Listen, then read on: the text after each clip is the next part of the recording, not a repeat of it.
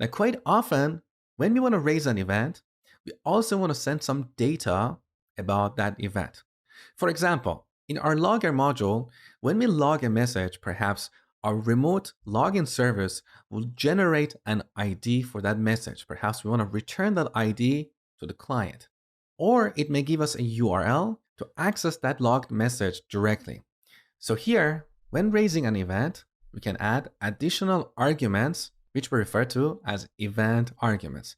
So we can add an ID, like one, and we can add a URL.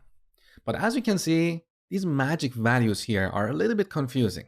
If you want to send multiple values about an event, it's a better practice to encapsulate those values inside an object.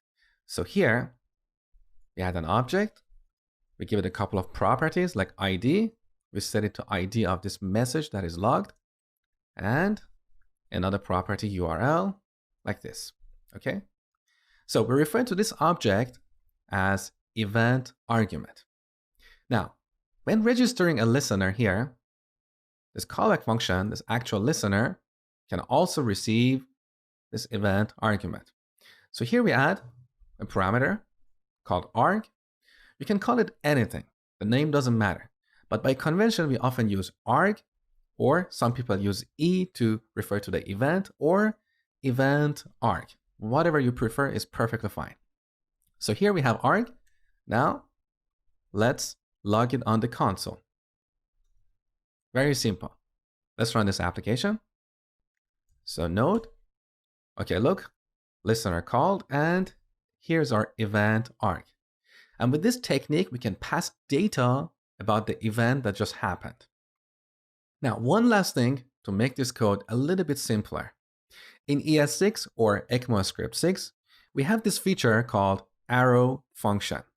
With an arrow function, we can get rid of this function keyword. So here we have the arguments, and after that, we have the body of that function. Now, to separate the two, we use an arrow, and that's why we call this arrow function. You can see this syntax is a little bit simpler, and a lot of people prefer to use arrow functions in ES6. Now, here's a simple exercise for you. Let's imagine in our logger module, just before calling our remote service to log the message, we're going to raise an event called logging. And while raising this event, we also want to send some data. That is the message that we're going to log. So what I want you to do is to use what you have learned in this lecture and raise and handle this logging event. It's a very simple exercise. I just want you to get used to this syntax.